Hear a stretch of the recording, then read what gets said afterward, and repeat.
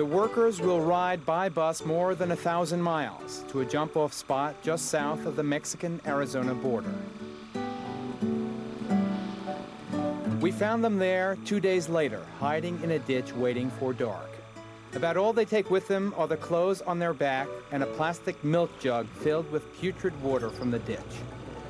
Often a smuggler will pick them up on the Mexican side and guide them across the 35 miles of desert they face. But Dolores, who will lead the group, has crossed 13 times before, so he can save them that expense. He has, however, called a smuggler on the American side, who is supposed to pick them up the following night and drive them the final 150 miles to the orchards near Phoenix. Then it was time.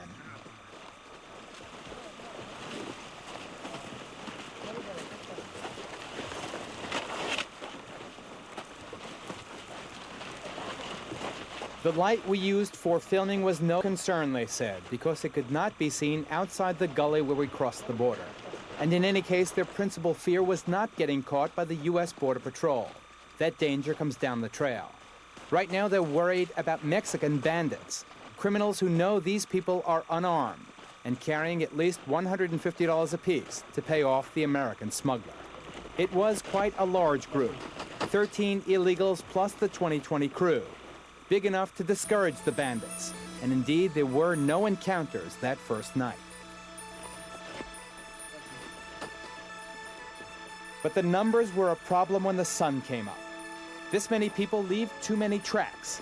The concern by sunrise had become the United States Border Patrol, a tough professional outfit equipped with airplanes, helicopters, motorcycles, and expert trackers on horseback.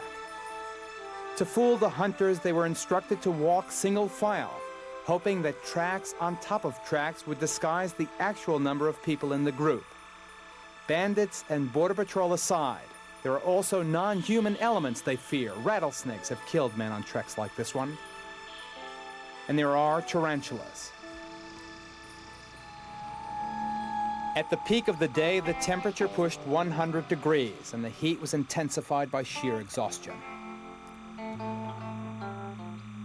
There was an attempt at sleep, camouflaged in fear of the Border Patrol, never getting more than a nervous nap.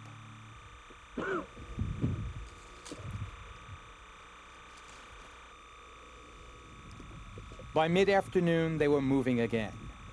Dolores was still concerned about the size of the group. Más fácil, porque siendo muchos, no podemos escondernos bien. Okay, so he's saying that we're going to break into two groups. One group of 6, the other of 7, in case the Immigration Service airplane, surveillance airplane comes over.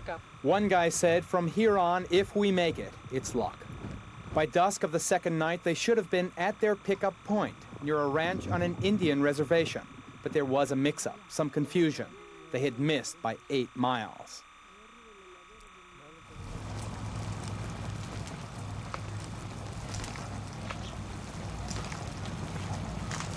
When the sun set, the Arizona desert temperatures plunged to 40 degrees.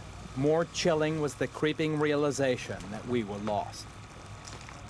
Even worse for the Mexicans, unbeknownst to them or us, the Border Patrol knew about the group.